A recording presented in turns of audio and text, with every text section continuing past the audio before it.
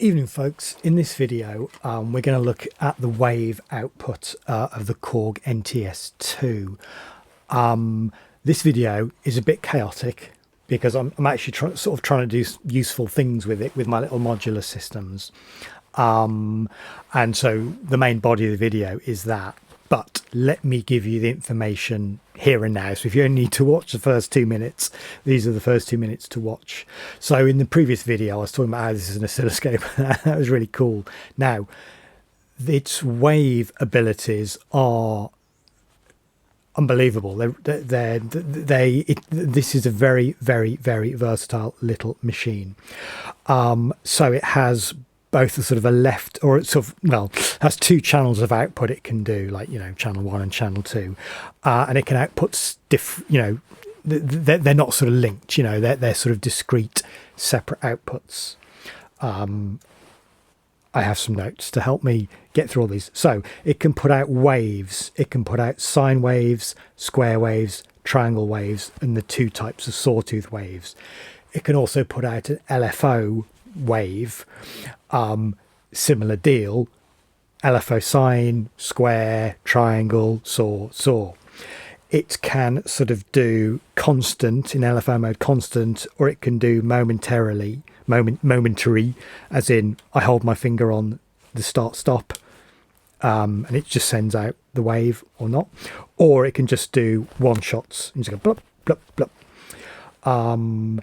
Generally, by default, it seems that the LFO frequency is 10 times lower than the sort of like audio rate frequency of the waves. Okay.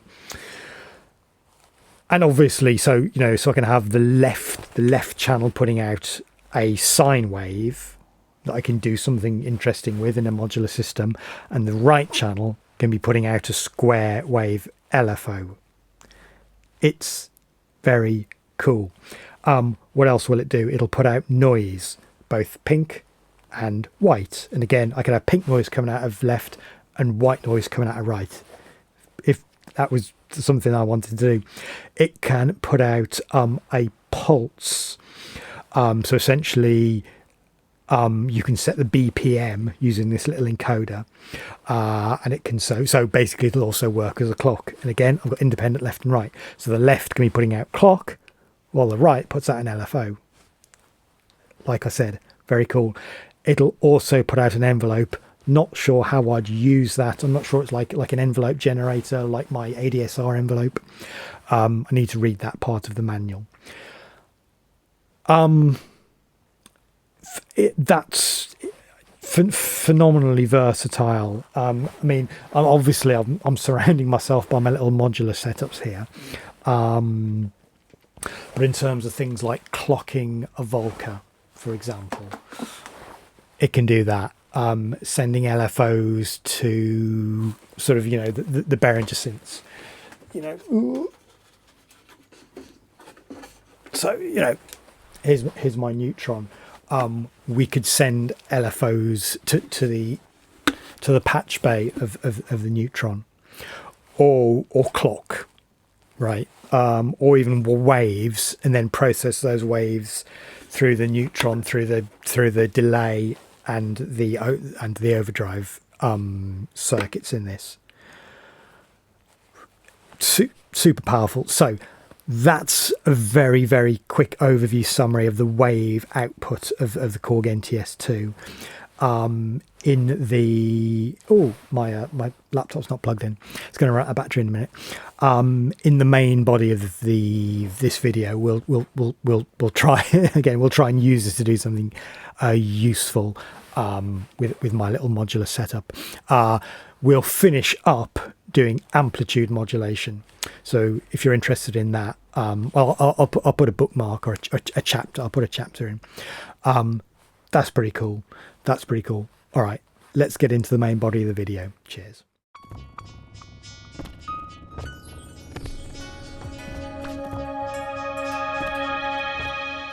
So we're going to go, so we're in oscilloscope mode, but we're not using that. And all we're doing is we're just taking a single out, and we're going into my little module that's just off the camera here, just into the little mini mixer module. So we're going to press wave mode, and then the buttons here basically control the kind of wave that you're going to output, and then the parameters, and there's like left channel and right channel, right, left channel and right channel. So it's set to oscillator triangle. I'm going to press start, and we should be able to hear a triangle wave, and we can change it. We can edit triangle, saw other way, square wave, sine wave. We can then go down to frequency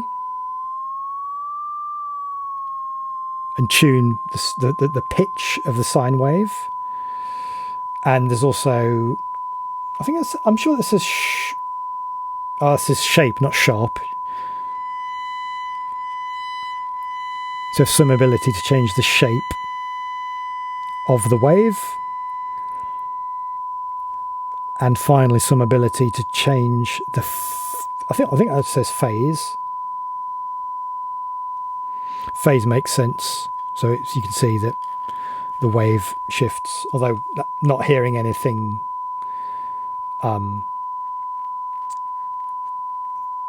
affected by that.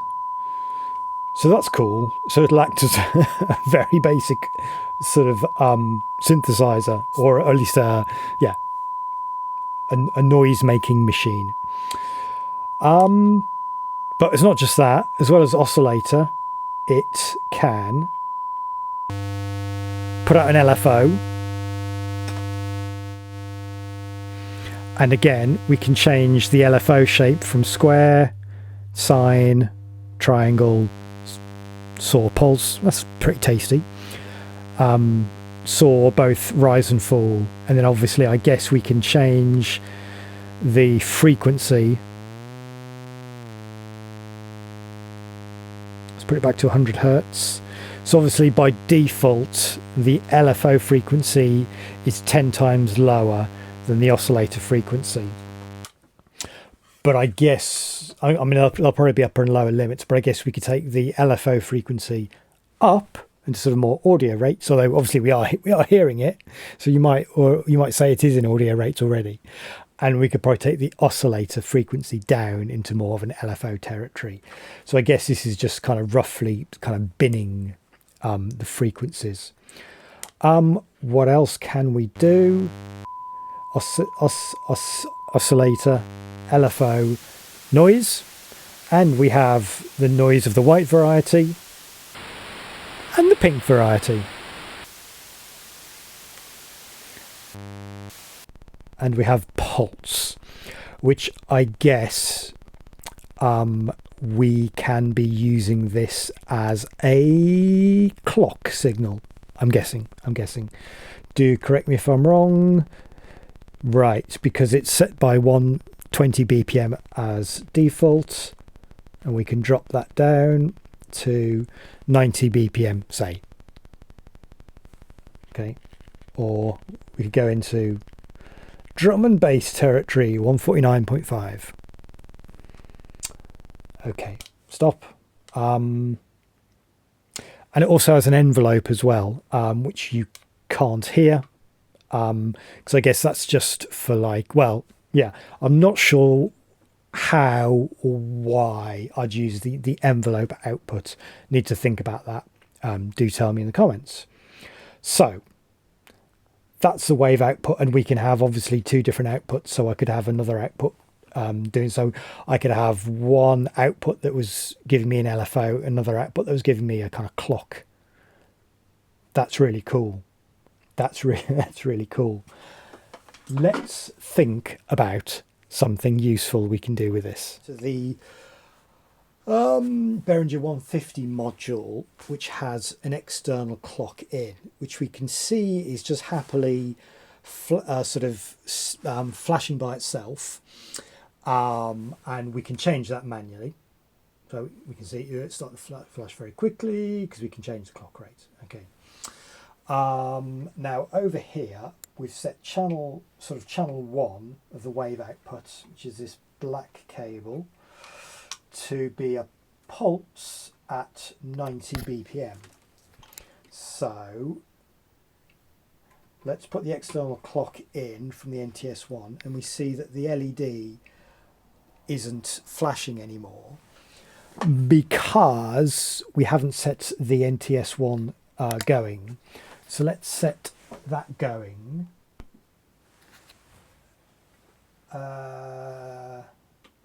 Pulse start, okay, and then we come here and we see this is now flashing. So that looks a bit fast, doesn't it, for 90 BPM? 90 BPM. But then we don't know how many pulses for every sort of quaver or semi-quaver. Right, so we'd actually need to know that. I think if we're going to use the sort of pulse function to do something useful with clock. But external clock in, and my GoPro battery has just failed on me, but yeah, I think so. We've seen that we can take so we can use the NTS-2 as a clock source for a module.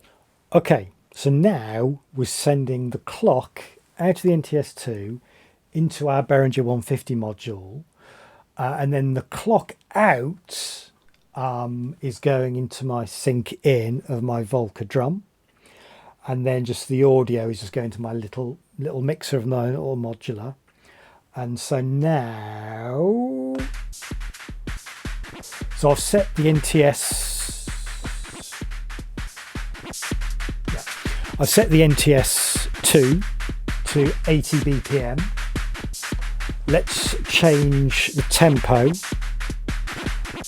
on the NTS-2.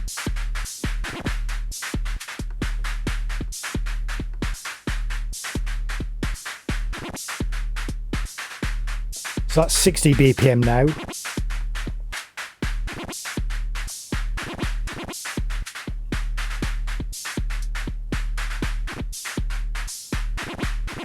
So, cool.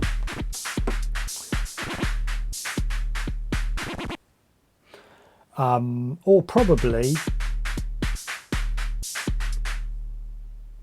that's cool.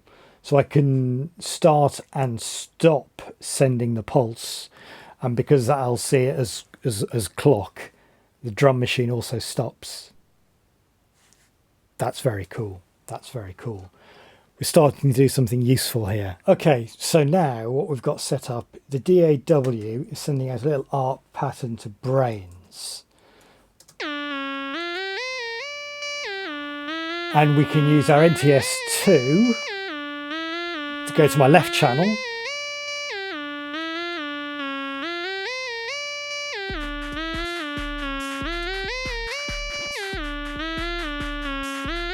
To start my little drum machine going. And then we can go to the left channel, and there I've got an LFO going into the morph control of brains. So we can start that going.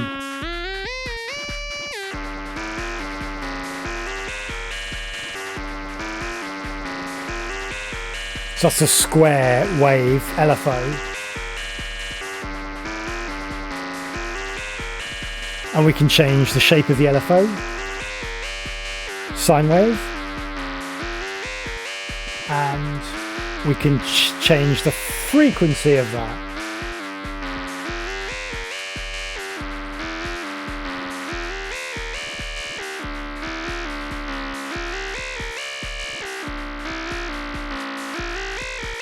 So it's a bit less crazy. You can add some flange as well if you want.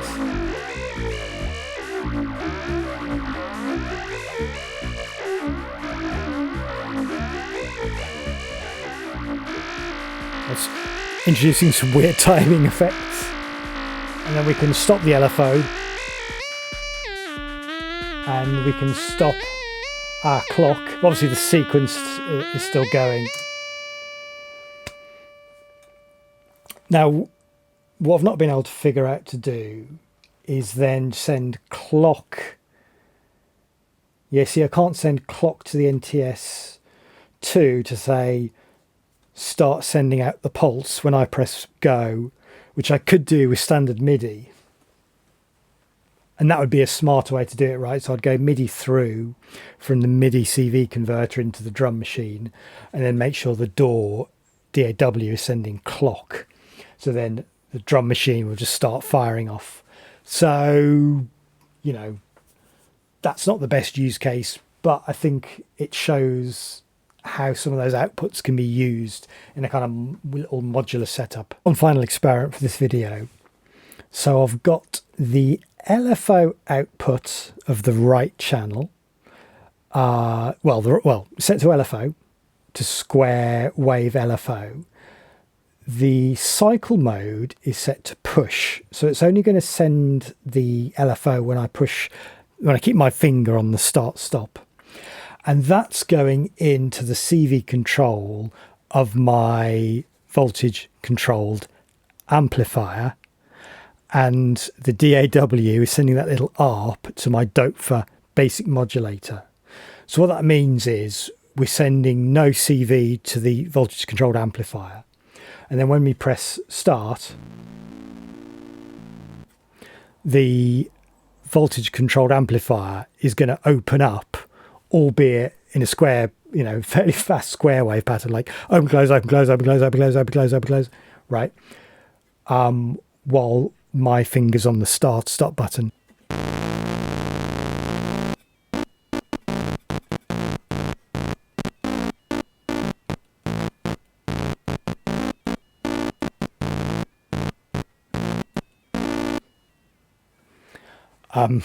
That's a thing you can do. So we can also, you know, set it to one shot, so it'll just say boom. So it's just literally getting a blip, because it's basically going open and close, pop, pop. Oops, and obviously we can set it to push, one shot, and continuous. And I imagine we could make that sort of really gritty effect, round that out by editing the square wave to a sine wave, and we get a different kind of grit. And again, the voltage controlled amplifier is now basically going open close, following a sine wave. I guess if we sped up the frequency, the sort of the grit will start to disappear, because we'll start to basically open and close it much quicker.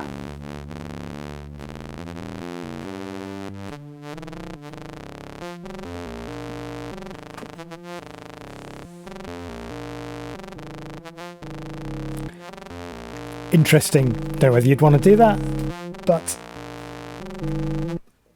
that's the thing that we can do. And obviously we can shut the voltage controlled amplifier straight away by just turning the LFO off. Interesting. Let's call it a day for this video. I fear there are more experiments to come after this. It's also 9 o'clock, which means I have to have my tea. Sausage casserole.